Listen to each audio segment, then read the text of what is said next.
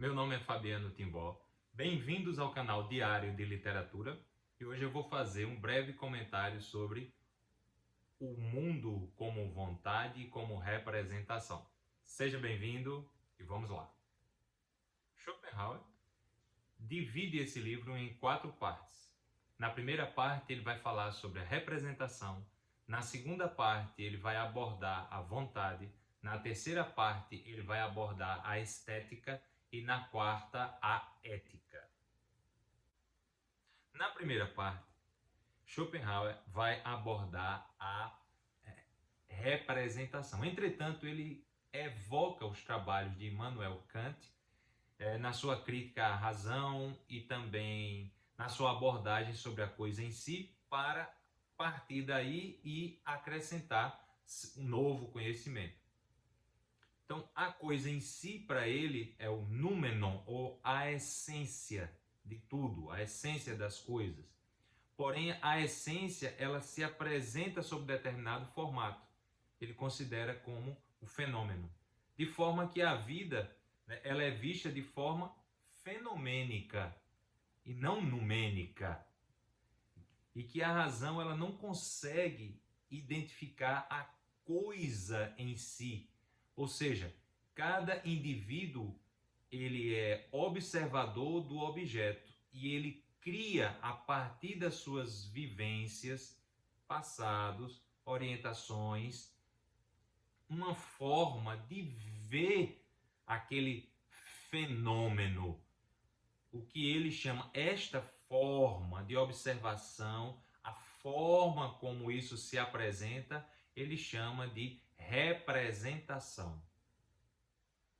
Falando de uma forma mais simples, eu percebi que é como se o objeto fosse um espelho, onde ele vai refletir, qualquer objeto vai refletir aquilo que você quer ver, aquilo que você construiu, de forma que quando você olha para um objeto, para um ser humano, enfim, para qualquer coisa, você não vê a essência daquela coisa ou daquele ser humano. Você vê o ser humano que você vê e não ele como de fato é.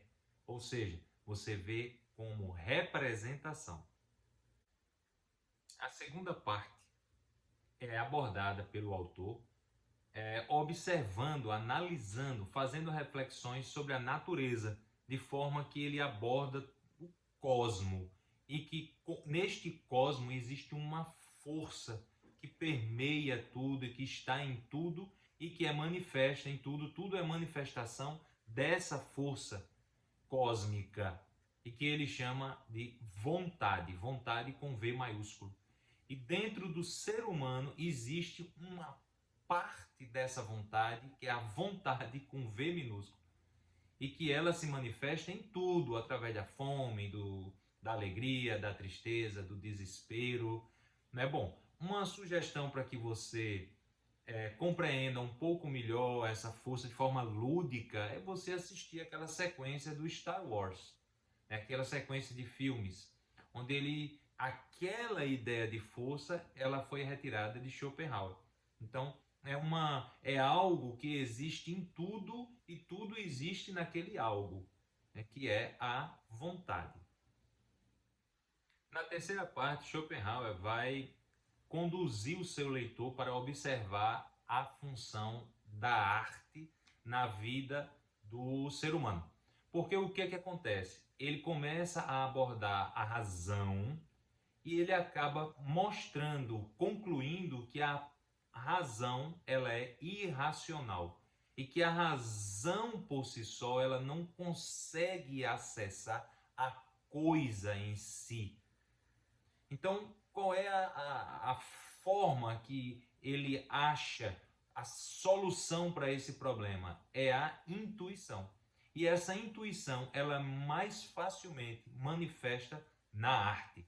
E ele cria uma hierarquização nessa arte, onde ele considera que a arte das artes é a música, porque a música ela já é a forma de demonstrar a coisa em si diretamente ao ouvinte. Então ele considera todas as artes, né, a música, a literatura, a poesia, né, as artes plásticas, mas a música ela não mexe primeiro com a fantasia do espectador para que essa fantasia faça com que ele chegue ao conceito e possa evoluir como ser humano. A música, esta sim, já traria a coisa pronta para o entendimento da coisa em si. Na quarta parte, onde ele vai abordar a ética, ele nos deixa a informação de que essa vontade ela se faz presente no querer. É um querer sem rumo, é um querer inesgotável. Esse querer levaria a uma necessidade, a necessidade levaria a um desejo. Esse desejo leva ao alcançar, ou não. E depois de alcançar, ou de conseguido, ocorre o tédio. Então há um espaço entre o desejo e o alcançar. Então, quanto mais é longo este espaço, maior é o sofrimento. O sofrimento ele surge aí, pelo desejo não alcançado. Assim como depois de alcançar, vem um estado de alegria, de satisfação, que seria a felicidade. Porém, ela é seguida do tédio. E aí o que é que o ser humano faz? Ele engatilha outro desejo. Então, a princípio, ele diz que toda felicidade ela é em si negativa, porque ela não é uma felicidade pura, interior, inerente ao ser humano. É uma felicidade que vem de um desejo que foi alcançado. E como esse querer não para, é muito fácil trocar de um desejo para outro desejo. É como se fosse uma troca sem fim. E o ser humano vai sempre chegando a esse tédio ou ficando no seu sofrimento. O sofrimento seria basicamente, né, oriundo do desejo.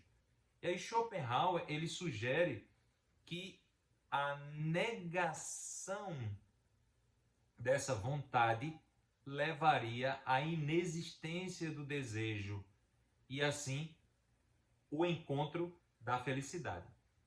Ele alega que a compaixão seria o caminho, mas onde é que entra aí nesse raciocínio dele? É que a compaixão seria a negação da vontade, é estar com o outro, pelo outro, é sofrer com o outro, é estar junto nas dificuldades, é abolir as suas vontades em prol de fazer com que esse outro consiga estar bem-sucedido, feliz, satisfeito. Então, o caminho é o caminho da ética, a ética da compaixão. É isso que ele defende na parte final da sua obra. Enfim, espero que você tenha gostado. Sugira mais obras filosóficas para que a gente possa analisar e aguardo você aqui na próxima leitura. Um abraço, até a próxima.